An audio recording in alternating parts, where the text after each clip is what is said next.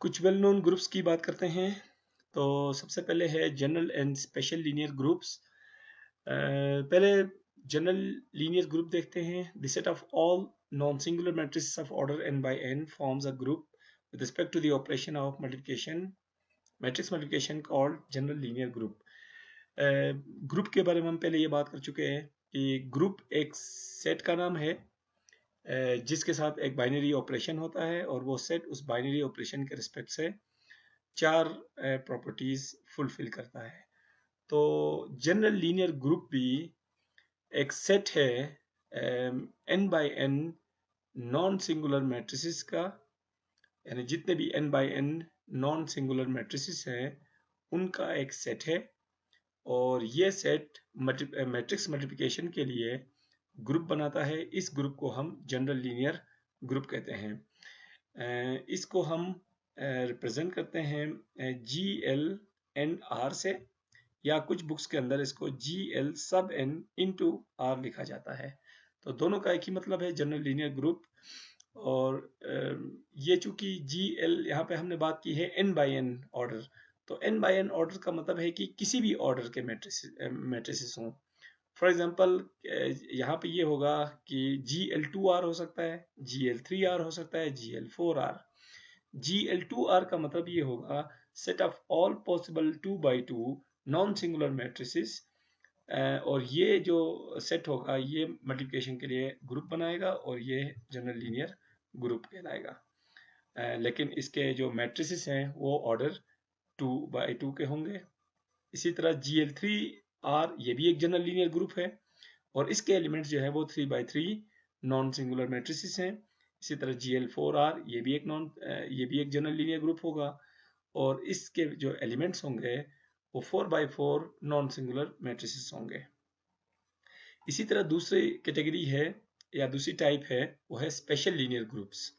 Special linear groups को हम ये कह सकते हैं कि ये जनरल लीनियर ग्रुप्स का एक सब केस है, यानी उसकी एक स्पेशल केस है या उसका एक सबसेट है जिसको हम सब ग्रुप भी कहते हैं, वो है। और इसको हम कैसे डिफाइन कर सकते हैं कि हम n बाय n जितने भी मैट्रिसेस हैं उनका एक सेट बनाएं और वो n by n matrices invertible यानी नॉन सिंगुलर होने के साथ साथ उनका डिटरमिनेंट 1 भी होना चाहिए। यानी set of all possible n by n matrices whose determinant is 1 and the matrices are non-singular, then such a set forms a group with respect to matrix multiplication and this group is called special linear group। और इसको हम denote करते हैं S L N R से या S L N सब are से। और इसकी कुछ एग्जांपल्स जैसे कि एस एल टू आर है, एस एल थ्री आर है, एस एल फोर आर है, ये सारे के सब जो है वो स्पेशल लीनियर ग्रुप्स हैं। ये जो एस एल एन आर है ये बजात खुद कोई ग्रुप नहीं है, बल्कि ये स्पेशल लीनियर ग्रुप्स की इस कैटेगरी को रिप्रेजेंट करता है। ये खुद से किसी स्पेसिफिक ग्रुप को रिप्रेजेंट नहीं करता, बल्कि स्पेसिफिक जो इसके अंदर स्पेशल लीनियर ग्रुप्स होंगे वो ये होंगे S L two R, S L three R, S L four R, ये हैं स्पेशल लीनियर ग्रुप्स। तो सबसे पहले जो एस एल टू आर है इसके अंदर ये भी बिल्कुल वही है, 2 by 2 नॉन सिंगुलर मैट्रिसेस का सेट है जिनका डिटरमिनेंट 1 है और ये भी मैट्रिक्स मल्टीप्लिकेशन के लिए ग्रुप बनाता है। इसी तरह एस एल थ्री आर है, ये भी एक स्पेशल लीनियर ग्रुप है और इसके एलिमेंट्स हैं 3 by 3 नॉन सिंगुलर मैट्रिसेस जिनका डिटरमिनेंट 1 है। इसी तरह एस एल फोर आर है, ये भी एक स्पेशल लीनियर ग्रुप है, इसके एलिमेंट्स जो है वो 4 by 4 नॉन सिंगुलर मैट्रिसेस हैं जिनका डिटरमिनेंट 1 है।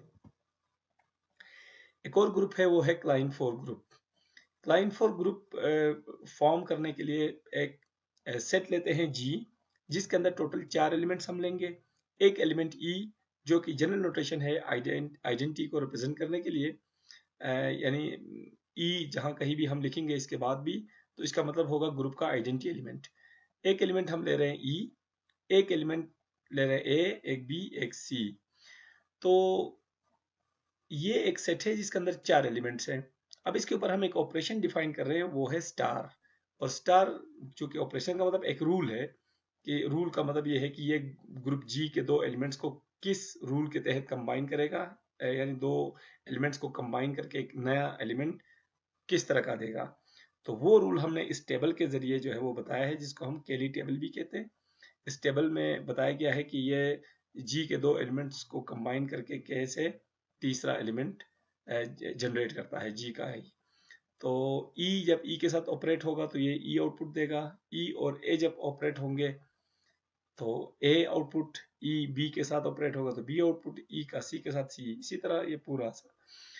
तो अगर हम इस ऑपरेशन को इस टेबल के तहत हम डिफाइन करें तो फिर ये जो सेट है वो ग्रुप की चारों प्रॉपर्टीज फुलफिल करता है। हम तमाम प्रॉपर्टीज को यहाँ पे हम देख सकते हैं। क्लोजर प्रॉपर्टी देखें, इसके कोई से भी दो एलिमेंट्स आप चूज करें तो उनकी कंपोजिशन अगेन इसी सेट का ही एलिमेंट है। जैसे ए और सी, ये देखें, ए जब सी के साथ कंपोज होता है तो रिजल्ट हमें मिलता है बी, और बी जी का अपना एलिमेंट है। इसी तरह बी और ए देख लें, तो बी जब ए के साथ ऑपरेट होगा तो रिजल्ट हमें सी मिलता है, और सी ये जी का अपना ही एलिमेंट है। तो क्लोजर प्रॉपर्टी तो इसमें है, एसोसिएटिव प्रॉपर्टी भी बाय डिफॉल्ट इसमें है, और साथ साथ आइडेंटिटी देखें, ई यहाँ पे आइडेंटिटी का रोल प्ले कर रहा है। और इन्वर्स की बात करें तो ए का इन्वर्स ए खुद ही है, बी का इन्वर्स बी है, सी का इन्वर्स सी है, क्योंकि ए और ए की कंपोजिशन आइडेंटिटी है, बी और बी की कंपोजिशन आइडेंटिटी है, सी और सी की कंपोजिशन आइडेंटिटी है, यानी और ई और ई की कंपोजिशन आइडेंटिटी, यानी हर एलिमेंट का इन्वर्स वो एलिमेंट खुद ही है। तो इस तरह ग्रुप की चारों प्रॉपर्टीज इस सेट में मौजूद हैं, और ये सेट जो है वो क्लाइन 4 ग्रुप के नाम से जाना जाता है। अगली जो कैटेगरी है हमारे पास वो है सिमेट्रिक एंड अल्टरनेटिंग ग्रुप्स की। तो पहले देखते हैं सिमेट्रिक ग्रुप। फॉर एग्जांपल हमारे पास एक सेट है, उसके अंदर n एलिमेंट्स हैं, तो उस सेट के ऊपर हम n फैक्टोरियल परमुटेशंस डिफाइन कर सकते हैं। ये हम डिस्क्रीट मैथमेटिक्स में भी पढ़ते हैं, और छोटी क्लासों में ये हम जो है वो डिस्कस करते आए हैं। खासकर मैंने आपको बताया कि ये डिस्क्रीट मैथमेटिक्स के अंदर, या आप एलिमेंट्स ऑफ सेट थ्योरी के अंदर जो है हम ये चीज़ डिस्कस करते हैं कि अगर आपके पास एक सेट है तो उसके ऊपर जो है वो कितने परमुटेशन बन सकते हैं। सेट थ्योरी में हम इन परमुटेशंस को हम कहते हैं बाइजेक्टिव फंक्शंस। तो अगर किसी सेट के अंदर n एलिमेंट्स हों तो उसके n फैक्टोरियल परमुटेशंस बन सकते हैं। यानी किसी सेट के अंदर हम यहाँ पे पर्टिकुलर केस लेते हैं, एक सेट लेते हैं जिसके अंदर 3 एलिमेंट्स हैं। तो जब 3 एलिमेंट्स हैं तो उसके टोटल, और वो 3 एलिमेंट्स हम लेते हैं 1 2 3, ये 3 एलिमेंट्स हैं, तो इसके टोटल परमुटेशंस ये बनेंगे, पहला, ये दूसरा, ये तीसरा, चौथा, पांचवा, 6, जो कि 3 एलिमेंट्स के लिए 3 फैक्टोरियल मीन 6 परमुटेशंस बन सकते हैं, जो कि यहाँ पे लिस्टेड है। अब हम क्या करते हैं, ये जितने भी पॉसिबल परमुटेशंस हैं इन परमुटेशंस का आप एक सेट बनाते हैं। तो और तो ये एक सेट हमारे पास आया कुछ मैथमेटिकल ऑब्जेक्ट्स का जो कि परमुटेशंस हैं, और इसके ऊपर हम एक ऑपरेशन डिफाइन करते हैं जो कि परमुटेशंस की कॉम्पोजिशन है। क्योंकि ये परमुटेशंस जहाँ पे हम पढ़ चुके हैं वहीं पे हमने ये भी देखा है कि दो परमुटेशंस असल में ये दो बाइजेक्टिव फंक्शंस हैं। तो दो बाइजेक्टिव फंक्शंस की कंपोजिशन जो है वो अगेन एक बाइजेक्टिव फंक्शन ही होती है। तो मतलब ये हुआ कि परमुटेशंस की जो कंपोजिशन है उसको हम एक ऑपरेशन के तौर पे यहाँ पे ले सकते हैं। अगर हम किसी सेट के ऊपर बनने वाले सारे परमुटेशंस का एक सेट बनाएं और उसके साथ एक ऑपरेशन डिफाइन करें जो कि कंपोजिशन ऑफ परमुटेशंस की हो, तो वो सेट इस ऑपरेशन के लिए ग्रुप की सारी प्रॉपर्टीज फुलफिल करता है। यानी ग्रुप की जितनी भी प्रॉपर्टीज हैं वो वेरीफाई हो जाती हैं इस सेट के लिए, इस ऑपरेशन के रेस्पेक्ट से। तो इस तरह के सेट को फिर हम सिमेट्रिक ग्रुप कहते हैं। तो इसको इन जनरल हम Sn से डिनोट करते हैं, और n जो है वो सेट के नंबर ऑफ एलिमेंट्स को रिप्रेजेंट करता है। अगर सेट के अंदर 3 एलिमेंट्स है जैसा कि इस केस में है, तो इसको हम S3 से डिनोट करते हैं। सेट के अंदर 2 एलिमेंट्स होते हैं तो उसका जो सिमेट्रिक ग्रुप बनेगा उसको S2 से, और इसी तरह सेट के अंदर अगर 10 एलिमेंट्स होते हैं तो उसके सिमेट्रिक ग्रुप को हम S10 से रिप्रेजेंट करते हैं। एक और है दूसरा कि अल्टरनेटिंग ग्रुप्स क्या हैं।